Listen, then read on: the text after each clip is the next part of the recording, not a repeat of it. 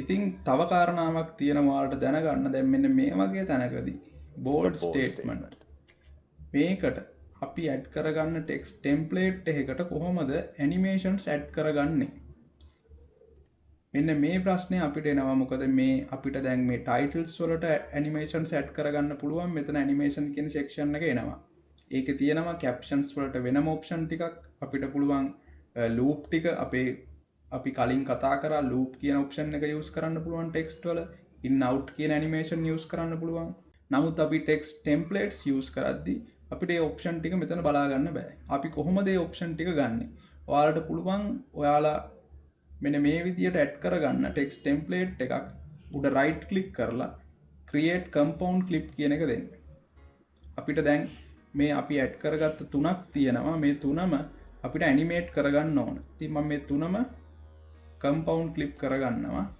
මෙතන bold statement කියන එක තියෙනවා. ඒකත් create compound කියන option එක දීලා ඉතින් මෙන්න මේ layer එකේ ඔයාලට බලා ගන්න පුළුවන් අපි ඇඩ් කරගත්ත text template ටික compound clips කරගත්තා. දැන් අපිට පුළුවන් අපි යම් මුලින් ඇඩ් කරගත්ත එක මෙන්න මේ stop කියන එක ඒකේ in එකක් තියෙනවා. in animation එකක් තියෙනවා. නමුත් out එකක් නැහැ. out එකක් අපිට බලා ගන්න නැහැ. ඉතින් අපිට පුළුවන් මේක උඩ click කරලා අපේ usual animations ටික බලා ගන්න. ඒ කියන්නේ in out combo කියන section තුන අපිට බලා ගන්න පුළුවන්. දැන් අපි out එකක් දාගන්න යන්නේ මේකට. අපි fade out නැත්නම් zoom out එකක් අපි දාගමු. right. මම මේකට zoom out එකක් දාගත්තා. To stop saying your name in the ඒකේ time එක අපි තප්පර දෙකක් වගේ දාගමු. මම time duration එක තප්පර දෙකක් ඇදුවා. අපි යන් ඊළඟ එකට දැන් බලමු. Stop saying your name in 3 seconds to have people 3 seconds කියන එකෙත් ඉන්න එකක් තියෙනවා. මේ දෙපැත්තෙන් 3 මේ පැත්තෙන් එනවා 3 වම් පැත්තෙන් එනවා 6 දකුණු පැත්තෙන් එනවා. හරි. අපිට දැන් මේකේ out එකක් තමයි හදාගන්න ඕන. මේක උඩ ක්ලික් කරා animations වලට ගියා.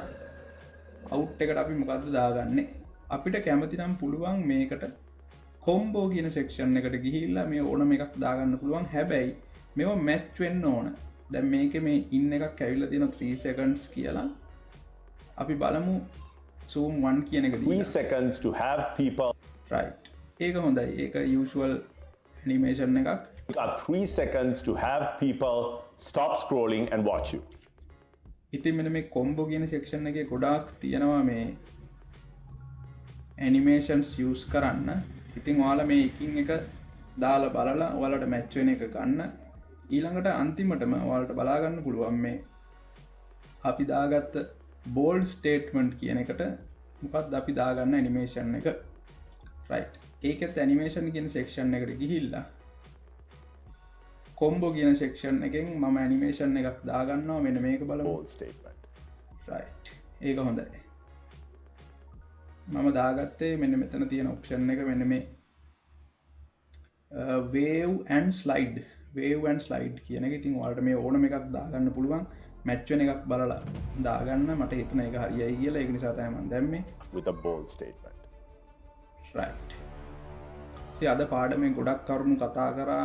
සාමාන්‍යයෙන් බේසික් ලෙවල් එකෙන් ඊළඟ ලෙවල් එකට අපි එඩිටර් කෙනෙක් කොහොමද එඩිට් කරන්න ඕන කියන කාරණාවේ කරුණු වලින් අපි දැන් ගොඩක්ම ආවරණය කරලා තියෙන්නේ. ඉතින් ඔයාලට පුළුවන් මගේ ඊළඟ කෝස් එකට සම්බන්ධ වෙන්න.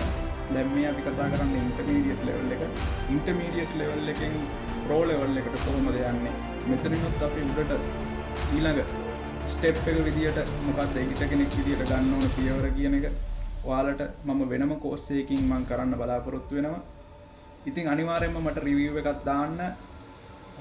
ඔයාලා අලුතින් යමක් ඉගෙන ගත්තා නම් ඔයාලගේ ස්කිල් එක ඉම්ප්‍රූව් වුණා නම් ඔයාලගේ වීඩියෝස් එඩිට් කරගන්න තියෙන නොලෙජ් එක ඒ වගේම ඔයාලට එඩිට් කරගන්න තියෙන දැනුම යාවත්කාරී වුණා නම් අප්ඩේට් වුණා නම් ඒ ගැන සටහනක් මට අනිවාර්යයෙන්ම දාලා රිවිව් එකක් දාන්න. මේ කෝස් එකේ රිවිව් සෙක්ෂන් එකේ කෝස් එක අනිවාර්යයෙන්ම ප්‍රැක්ටිකල්ස් ටික කරලා ඉවර කරන්න කියලා මම ඉල්ලීමක් කරනවා. ඉතින් අපි ඊළඟ වීඩියෝ එකෙන් හම්බ වෙමු.